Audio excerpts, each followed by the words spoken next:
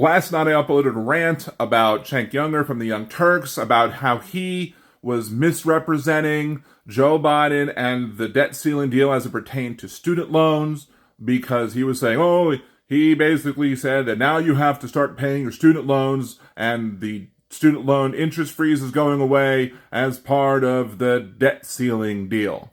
But that wasn't the case. Yes, technically the wording is in there.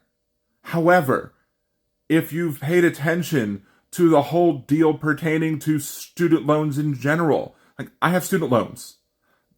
I was very much ready for the student loans to have to enter repayment again, either August 30th, or i.e. 60 days after June 30th, or 60 days after the Supreme Court entered its ruling about Joe Biden's plan to forgive either $10,000 or $20,000 of student loan debt, depending on whether or not you had a Pell Grant, whichever happened first.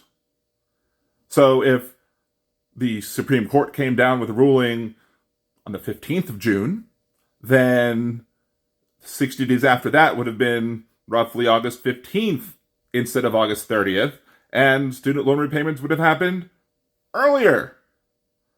So now Joe Biden has agreed that student loan repayments would start on August 30th.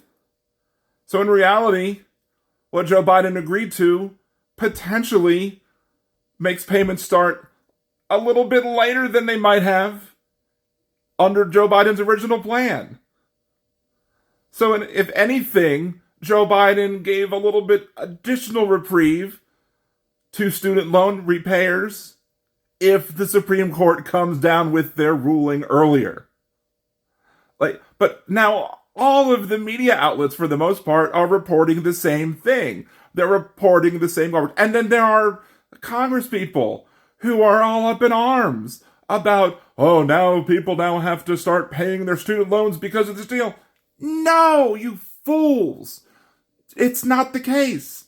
Anybody who is saying that this deal is now requiring people with student debt to start paying their loans, ask those people, had this deal not happened, and had Joe Biden was able to pull off a miracle and gotten a clean debt ceiling bill that would have ignored the debt ceiling for 2 years, had he managed to be able to do that miracle, ask them when student loans would have needed to have started to be repaid if that debt ceiling deal had not happened.